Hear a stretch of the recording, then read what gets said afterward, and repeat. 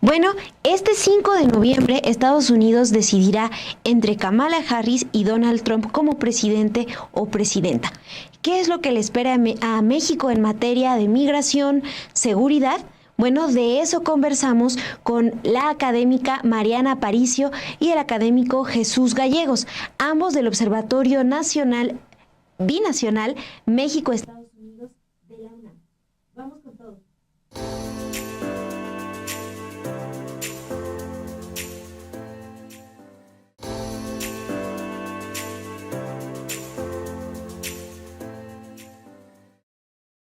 Bueno, pues mañana son las elecciones en Estados Unidos y sabremos si Donald Trump se reelige o Estados Unidos tendrá su primera presidenta mujer. Bien, esto llega después del asalto al Capitolio en enero de 2021, cuando Trump pues inyectó esa fake news, esa desinformación de un supuesto fraude. Llegamos tras la declinación de Joe Biden, todavía presidente, y luego del juicio por delitos graves y también un atentado contra Donald Trump.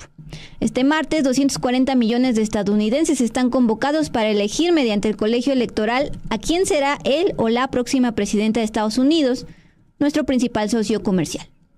Este 5 de noviembre, el republicano Donald Trump y la demócrata Kamala Harris llegan en un empate prácticamente técnico, lo cual ha inyectado incertidumbre e intervención de millonarios como Elon Musk a favor de Trump o Bill Gates a favor de Harris para intentar nivelar esta balanza. Este lunes, por ejemplo, previo a la elección, cuando Trump volvió a amenazar con aplicar aranceles a importaciones mexicanas, el dólar cerró en más de 20 pesos por divisa.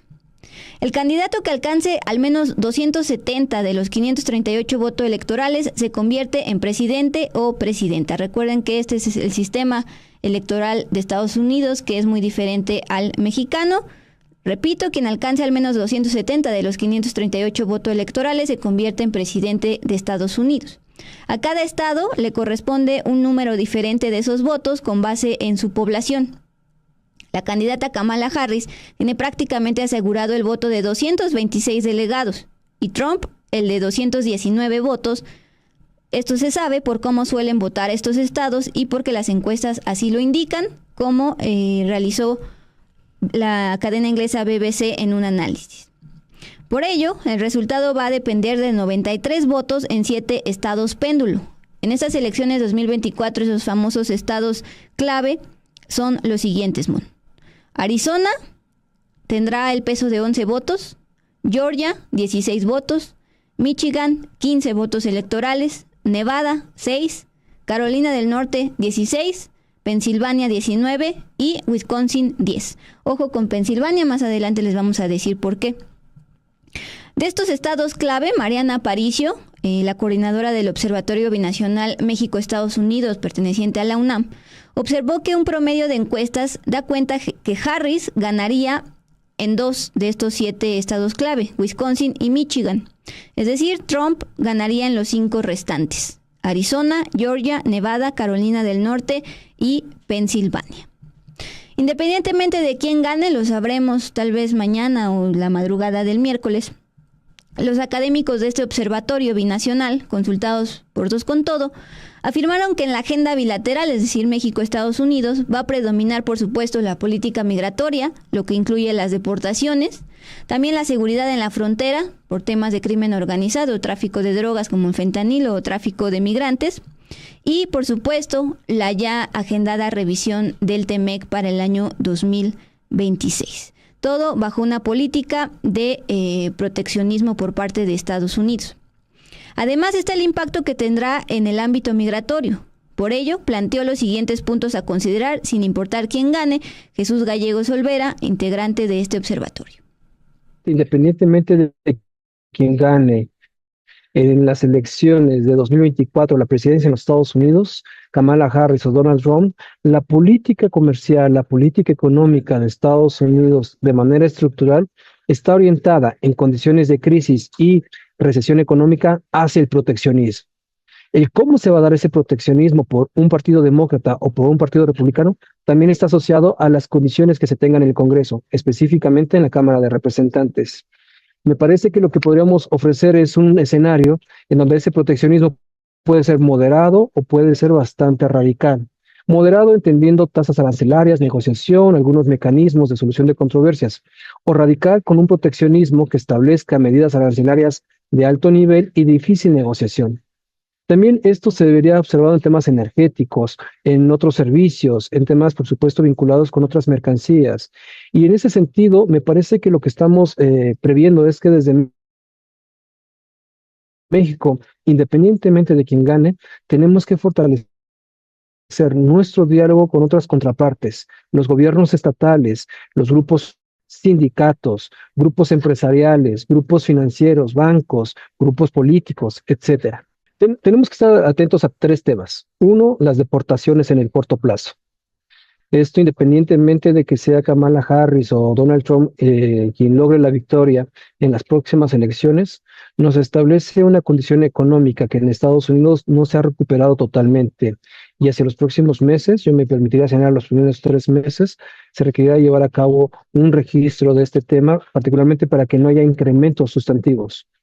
El segundo tiene que ver con la violación de derechos humanos, específicamente en el ámbito local, condados, policías que en su momento establecen esta conducta que va en contra del Estado de Derecho.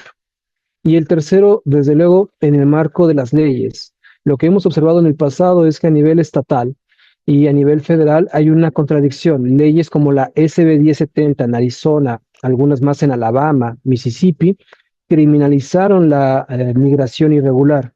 Y esto podría llevarnos a pensar que haya oleadas en los próximos meses, quizá en el primer año, en donde se fortalezcan estas normativas estatales que afecten, por supuesto, el desarrollo de la relación bilateral entre México y Estados Unidos en el ámbito ya federal. Mientras que Mariana Aparicio, coordinadora del Observatorio Binacional de la UNAM, nos recordó que el mundo evidentemente no es el mismo que en 2016 y 2020, cuando Trump gobernó con políticas proteccionistas y antimigrantes. Este 2024, en que hubo elecciones en varios países, no descarta que los resultados también sean impugnados por quedar muy cerrados. Vamos a escuchar qué es lo que nos comentó la académica Mariana Aparicio. Anteriormente se decía que este era el periodo de luna de miel, ¿no? En donde se podían posicionar nuevos temas, una agenda mucho más dinámica. Me parece que en el caso específico de esta elección en particular no va a ser así. Ambos candidatos en Estados Unidos tienen una agenda muy clara respecto a estos tres temas que he desarrollado y no necesariamente tienen un nivel de coincidencia con la administración en México. Me parece que en México la presidenta Claudia Sheinbaum dejó claro en este el primer mes de su administración que va corriendo, que al menos está esperando y una continuidad. Se ha ratificado el embajador de México en Washington y también el jefe de la Unidad para América del Norte en la Cancillería. También hay una particularidad en esta administración. Tendremos un canciller en funciones, el embajador Juan Ramón de la Fuente, pero también tenemos dos ex cancilleres digamos, en el gabinete, ¿no? Uno corresponde a Economía y la canciller Bárcena está ahora en Medio Ambiente. Son dos temas también que son importantes. En tu pregunta, ¿cuál sería la diferencia si gana Kamala Harris?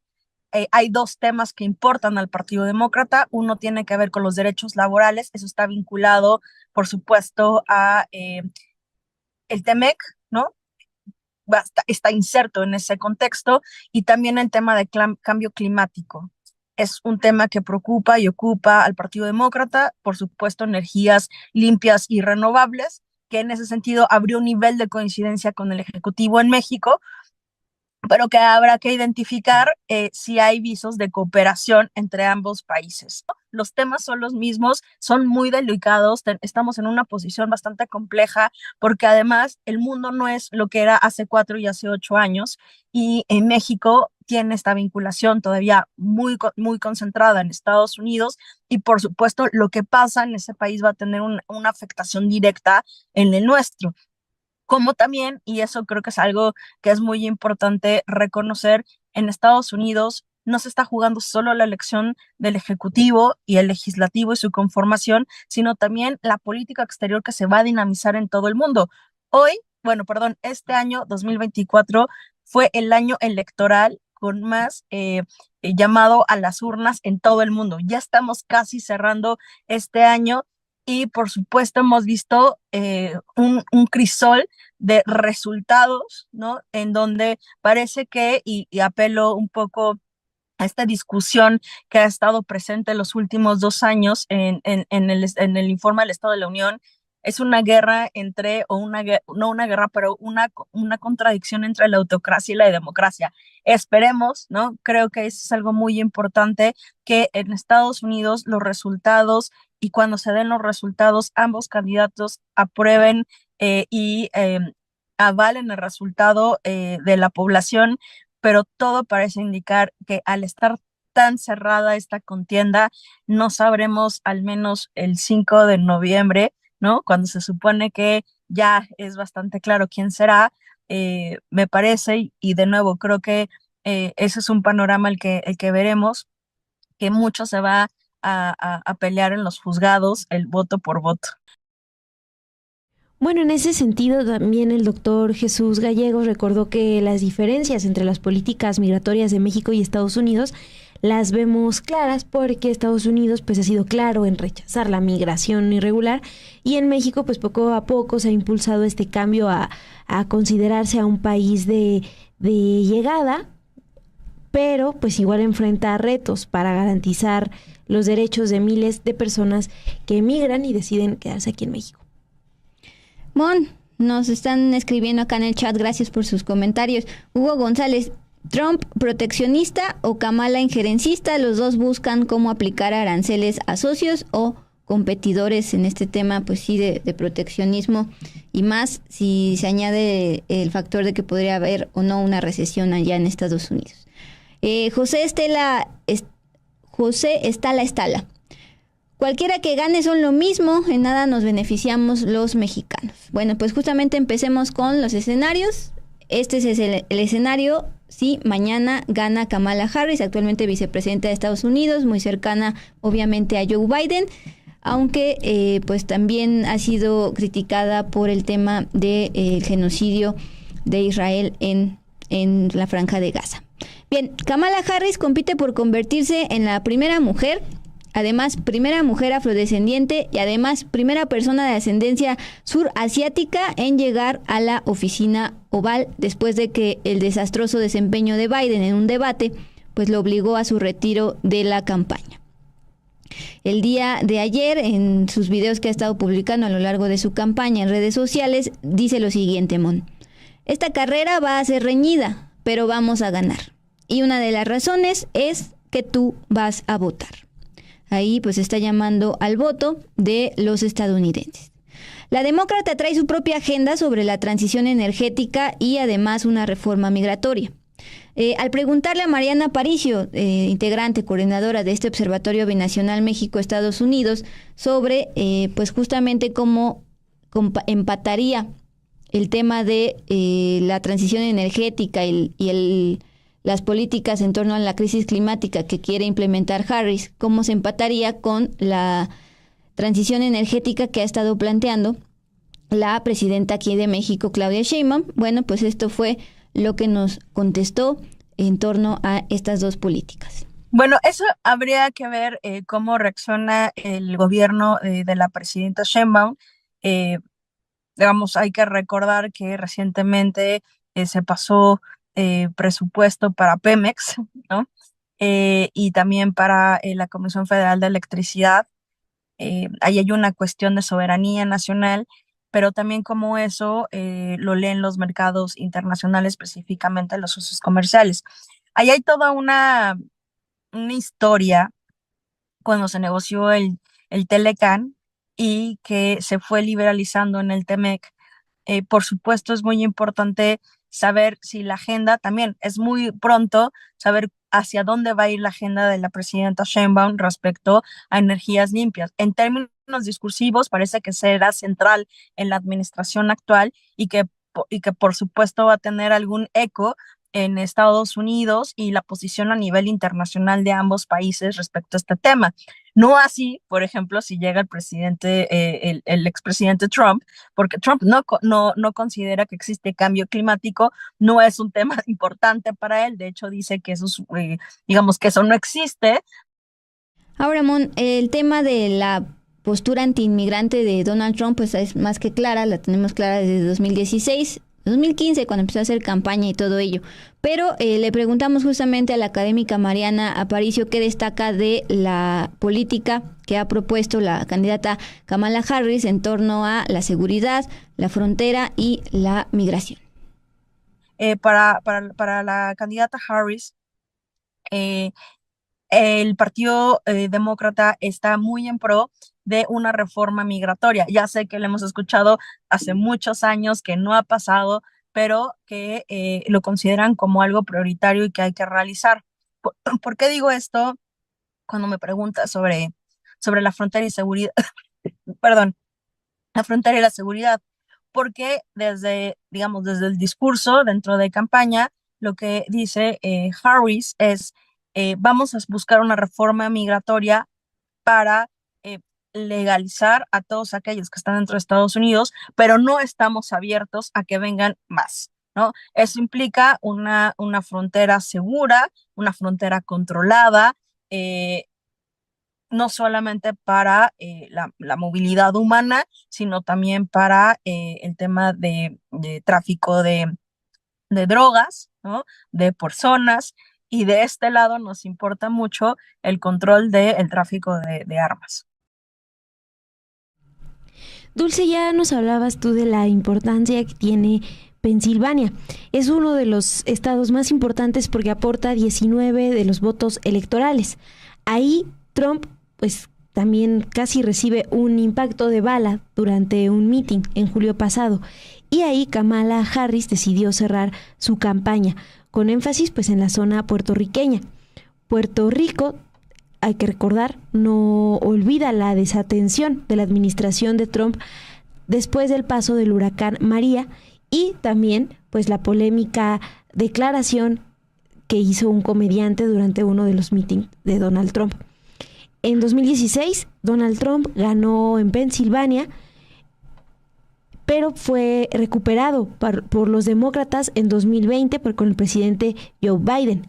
La última encuesta de Univision en Pensilvania entre votantes latinos le da el 64% de la intención de votos a Kamala Harris contra el 30% para el expresidente Donald Trump. Esto les decía después de los insultos en un meeting del republicano, un meeting que se realizó en Nueva York, y donde un comediante se refirió a Puerto Rico como una isla de basura flotante. Esto pues generó mucha molestia.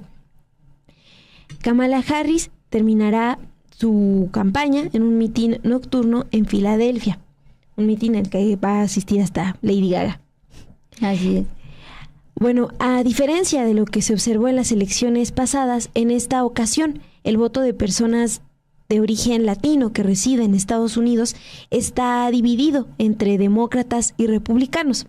En ese sentido, el doctor en Ciencias Políticas, Jesús Gallardo, habló de la importancia que tiene ante esta polarización retomar el diálogo entre los países. Vamos a escuchar qué nos comentó. Me parece que la condición que estamos observando luego de la dinámica electoral en los Estados Unidos con relación a la migración ha sido la necesidad de llamar a un voto que sea útil para lograr la victoria, ya sea para los demócratas, ya sea para los republicanos. Sin embargo, la visión natural y tradicional que tenían estos participantes de ascendencia hispana en Estados Unidos, vinculada al Partido Demócrata, se ha diluido en los últimos 20 años y encontramos una participación importante con el Partido Republicano. En mi opinión, lo que estamos observando hoy es la importancia de un voto latino que hace 2 décadas se considera sería fundamental para lograr la victoria. Hoy sigue siendo importante, pero no fundamental. Máxime porque se ha dividido, se ha fragmentado y se ha polarizado. En mi opinión, las condiciones del voto latino en los Estados Unidos está dividido, está fragmentado y está polarizado. Está dividido por generaciones, está fragmentado por condiciones espaciales en la propia geografía política de los Estados Unidos. Los estados del oeste, los estados del este, del norte, del sur, del centro. Y está polarizado porque hay quienes están defendiendo posiciones que tradicionalmente eran consideradas virtuosas a favor de la migración y otras que están consideradas como viciosas, que señalan que la migración pues lleva aspectos negativos a Estados Unidos. Esa polarización lo que está generando es violencia, lo que está generando es desconfianza y está ofreciendo también la necesidad de abrir nuevos canales de diálogo. Por eso me parece importante que México, en principio, y otros países de la región latinoamericana incorporen en esta revisión de la migración en Estados Unidos particularmente mecanismos de diálogos, de observación, para que se garantice, en este caso, la defensa de los derechos humanos y también se elimine en lo posible la violencia política, social, física que se está dando contra los migrantes.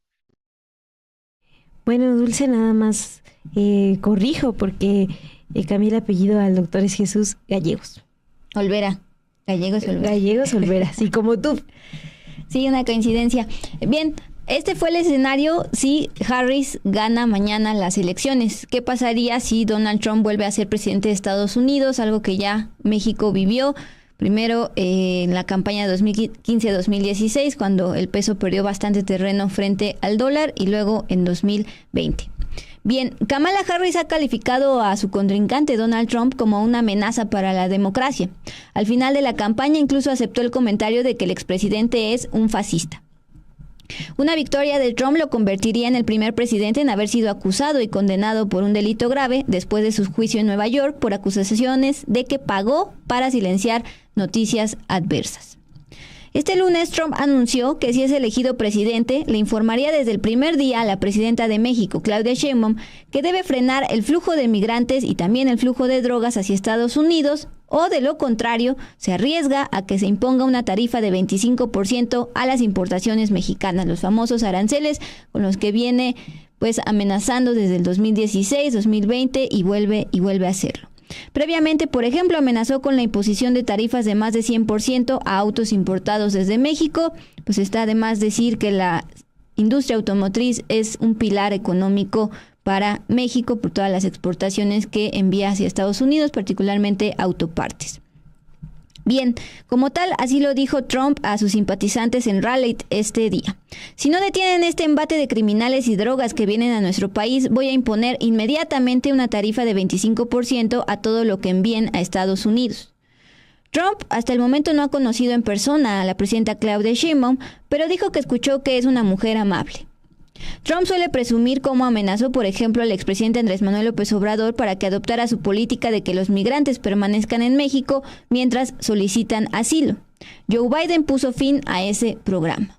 Bien, pues ¿cuál es la reacción y observación del Observatorio Binacional México-Estados Unidos sobre esta última amenaza de Trump? Escuchémosla en voz de Mariana. Ya se vislumbra una guerra arancelaria. De hecho, uno de los mensajes que dio este fin de semana Trump a la presidenta Sheinbaum es: si no controla en términos de la violencia y el narcotráfico hacia Estados Unidos, de nuevo, lo que él considera que se está trabajando o no, va a imponer aranceles al 25% en todos los productos que México exporta a Estados Unidos.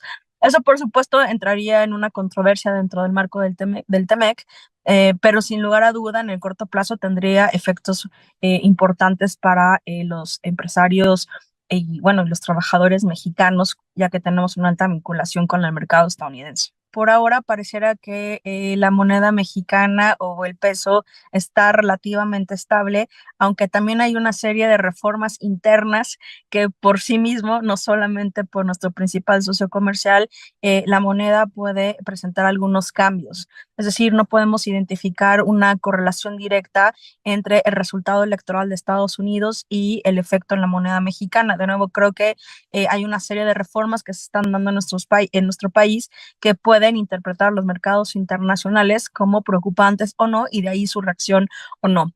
En todo caso, una posible guerra arancelaria puede poner un poco más nerviosos los mercados, el simple pronunciamiento, También hay que recordar que es importante que esta elección es la más cerrada en la historia del siglo XXI, ¿no? En Estados Unidos, básicamente estamos en empate técnico.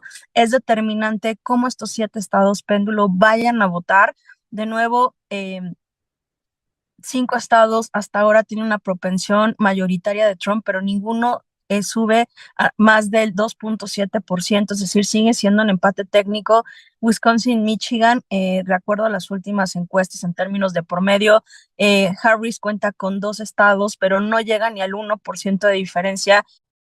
Ojo con esa observación, Trump podrá amenazar una y otra vez con la imposición de aranceles, no solo a México, también a China, por ejemplo, pero en el caso de la relación binacional está el TEMEC de por medio. Bien, finalmente también la investigadora Aparicio también vislumbra que la política migratoria de Trump, si es que gana mañana, pues se va a ver todavía más dura, combinándola con esta denominada guerra arancelaria. En el caso de la administración Trump, los vincula directamente, es decir, utiliza los aranceles como mecanismo de coerción para un avance en negociación en política migratoria, por ejemplo. Seguramente va a estar en la mesa nuevamente el tercer país seguro o el quédate en México.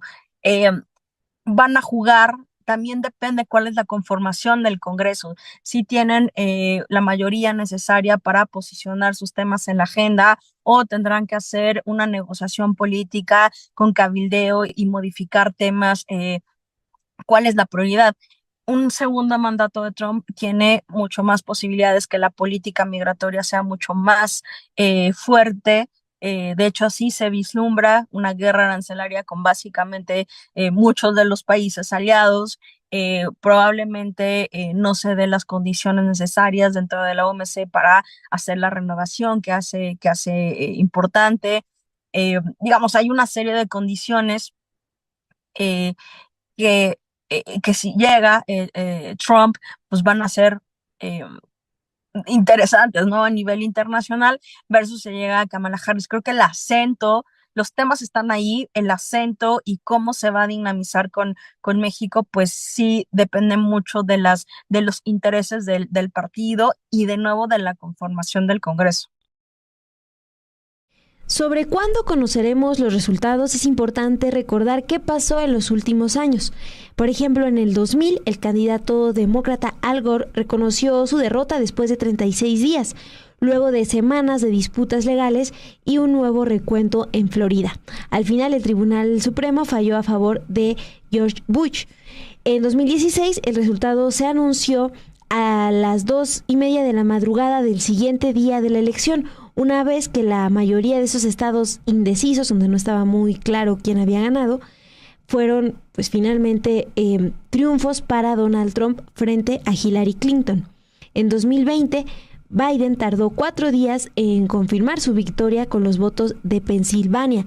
También importante recordar que Donald Trump nunca ha reconocido oficialmente esta derrota, tanto que incluso pues animó a sus simpatizantes a marchar hacia el Capitolio el 6 de enero del 2021. ¿Qué es lo que podemos esperar en esta ocasión, tanto en Estados Unidos como del gobierno de México? Bueno, esto nos dijo el investigador Jesús Gallegos del Observatorio Binacional de la UNAM. La experiencia en el siglo XXI ha mostrado 2 escenarios, uno en el año 2000 y otro en el año 2016, en donde la victoria político-electoral de uno de los candidatos, en su momento entre Al Gore y George W. Bush, o entre Hillary Clinton y Donald Trump, pues requería ser cautelosos para evitar ponderar una situación que podría afectar a México. El momento es, ya que se oficializan estos datos, al final de la jornada hay tendencias claras en los colegios electorales, principalmente cuando cierran estas jornadas de elecciones en la costa oeste, en California específicamente, que es un estado importante. Sin duda, esto significa también pensar que las condiciones aritméticas de sumas y restas que se estarán observando, pues nos darán un candidato alrededor de las 10, 11 de la noche, hora de México, que ya tendría condiciones prácticamente claras. Sin embargo, y con la reserva de que esto no se dé en Estados Unidos por algunas condiciones de la jornada electoral en estados clave, tendríamos que considerar que será una noche en la que tendremos que esperar los resultados poco más tarde de medianoche en el caso de la hora centro de nuestro país. Ahora, ¿qué significa? No se puede alargar tanto porque la incertidumbre no beneficia a los Estados Unidos y no beneficia a ningún actor.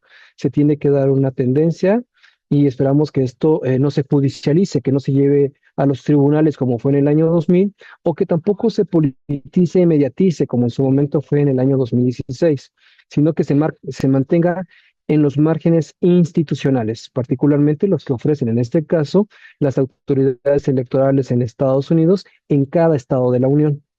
Así que pienso que sí es importante, y eso lo dejaría como un elemento a considerar, que desde México, independientemente de quién resulte el candidato o candidata vencedor de esta jornada electoral, nuestro gobierno tiene que emitir un mensaje pronto, claro y de manera bien dirigida hacia esta relación bilateral en términos de la cooperación, en términos de la vecindad geográfica y en términos de que hay un trabajo siempre a favor del beneficio regional.